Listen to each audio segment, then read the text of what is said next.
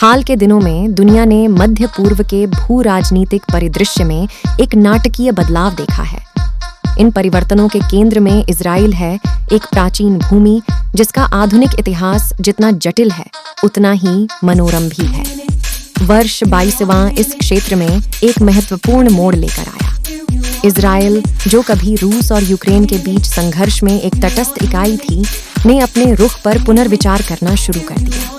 यह परिवर्तन मुख्य रूप से यूक्रेन पर रूसी आक्रमण के बाद बेंजामिन नेतन्याहू की कार्यालय में वापसी से प्रेरित था। पहले रूसी राष्ट्रपति व्लादिमीर पुतिन के साथ घनिष्ठ संबंध स्थापित करने के बावजूद नेतन्याहू के कार्यालय में दोबारा प्रवेश से दोनों देशों के बीच संबंधों में ठंडक देखी गई। इजराइल की तटस्थता नीति में बदलाव कई कारकों से प्रभावित था। उनमें से सीरिया में रूसी सेनाओं का कमजोर होना और इजराइल के लिए यूक्रेन को ईरानी हथियारों के खिलाफ उनकी प्रभावशीलता का आकलन करने के लिए रक्षा प्रणालियों की आपूर्ति करने का अवसर। इस कदम के साथ इजराइल ने न केवल अपने सुरक्षा हितों को सुनिश्चित करने की कोशिश की, बल्कि वॉशिंगटन के साथ पक्षपात करने का भी प्रयास किया, क्योंकि नेतन्याहू की नई गठबंधन सरकार को बिडेन प्रशासन द्वारा संदेह की दृष्टि से देखा गया था।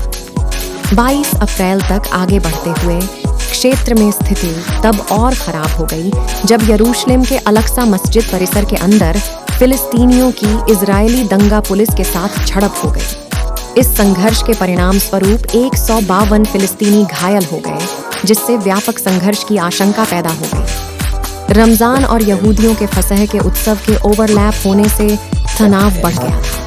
जवाब में इजरायली पुलिस ने उपासकों की सुरक्षा सुनिश्चित करने के लिए भीड़ को तितर-बितर कर दिया, जिससे 3 अधिकारी घायल हो गए और सैकड़ों फिलिस्तीनियों को हिरासत में ले लिया गया। इसे और अधिक बढ़ने से रोकने के लिए मिस्र, कतर और संयुक्त राष्ट्र द्वारा मध्यस्थता के प्रयास शुरू किए गए। हालांकि फिलिस्तीनी विदेश मंत्रालय ने हिंसा के लिए इजराइल को जिम्मेदार ठहराया, जबकि जॉर्डन ने इजरायली पुलिस छापे की घोर उल्लंघन के रूप में निंदा की। निष्कर्षतः इजराइल में हाल की घटनाओं ने बदलते भू राजनीतिक परिदृश्य को प्रदर्शित किया है। रूस यूक्रेन संघर्ष में अपनी तटस्थता नीति पर पुनर्विचार से लेकर यरूशलेम में हिंसक झड़पों तक इजराइल अंतर्राष्ट्रीय संबंधों के जटिल जाल के केंद्र में है। ये घटनाएं इस क्षेत्र के ऐतिहासिक और सांस्कृतिक संदर्भ को समझने के महत्व को रेखांकित करती हैं, क्योंकि यह वैश्विक राजनीति के वर्तमान और भविष्य को आकार देता रहता है।